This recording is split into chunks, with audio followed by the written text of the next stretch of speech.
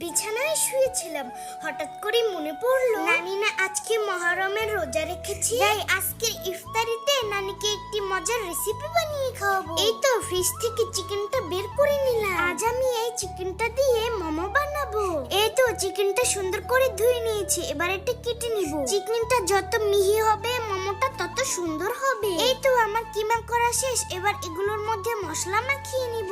সব উপকরণগুলো রেডি। এই তো প্রথমে আমি মরিচের গুঁড়া ও লবণ দিয়ে দিলাম, সাথে দিয়ে দিলাম পেঁয়াজ কুচি। এবার পছন্দ মতো ঝাল অনুযায়ী দিয়ে দিব কাঁচা মরিচ, আরো সাথে ধনেপাতা, আদা রসুন কুচিও দিয়ে দিলাম। তারপরে দিয়ে দিলাম গোলমরিচের গুঁড়া। এবার একটি লেবু নিয়ে লেবু রসটাও দিয়ে দিলাম। এবার সব শেষে দিয়ে দিলাম টমেটো সস ও সয়া সস। এবার সব উপকরণগুলো চিকেনের সাথে ভালোভাবে মাখিয়ে নিব। আর চিকেনগুলো দেখতে এখনই বেশ লোভনীয় হয়েছে। আমার মন চাচ্ছে আমি এখনই খেয়ে ফেলি, কিন্তু এখন তো এগুলো খাওয়া যাবে না। এবার একটি বাটিতে কিছু ময়দা নিয়ে নিলাম, ময়দার মধ্যে ভালোভাবে লবণ দিয়ে মেখে নিব। এবার পানি দিয়ে সুন্দর করে একটি ডো বানিয়ে নিলাম। এবার অল্প একটু ময়দা নিয়ে ছোট রুটি শেপ দিয়ে নিলাম। এবার এগুলোর মধ্যে আমার কিমা করা মাংসগুলো দিয়ে দিব। কিমাগুলো দিয়ে সুন্দর করে মোমো শেপ দিয়ে নিব। আমি তো বেশি ভালো পারি না, তবুও যা পেরেছি তাই শেপ দিয়ে দিলাম। মোমো বানাতে আমার কি যে ভালো লাগছে সেটা বলে বোঝাতে পারবো না। এই তো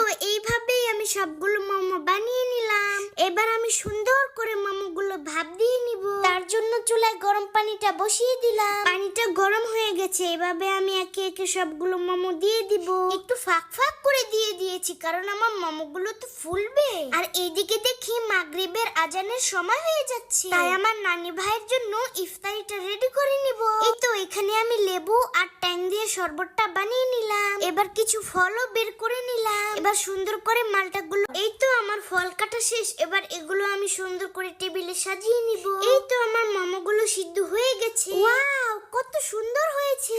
আমি যে এত সুন্দর করে মোমো বানাতে পারি সেটা তো আগে জানতাম না। এই নাও, কথা বলতে বলতে আমার মাগরিবের আজান দিয়ে দিয়েছে। তাই আমি ঝটপট নানির জন্য গ্লাসে শরবতটা ঢেলে নিলাম আর বাটিতে সস দিয়ে মোমোগুলো সাজিয়ে নিলাম। আর এখন খাবারের টেবিলে নানি ভাইকে নিয়ে আসলাম। সবার প্রথমে নানি ভাইকে এক গ্লাস পানি দিলাম। এবার দিব আমার হাতের তৈরি জাদুকরি শরবতটা। আর সব শেষে দিলাম আমার হাতে বানানো মজাদার মোমো। নানু ভাই মোমো খেয়ে পুরাই ফিদা, বলছি ভীষণ মজা হয়েছে। নানু ভাইয়ের খাওয়া শেষে এবার আমি নিজে খেয়ে দেখবো কেমন হয়েছে। ওয়াও, দারুণ মজা হয়েছে, জাস্ট অসাধারণ মজা হয়েছে। কোনো কথা নেই, শুধু সস মাখিয়ে মাখিয়ে খেয়ে নিব। এত মজার মোমো এক প্লেট কেন, একসাথে 10 প্লেটও খাওয়া সম্ভব। অনেক কষ্ট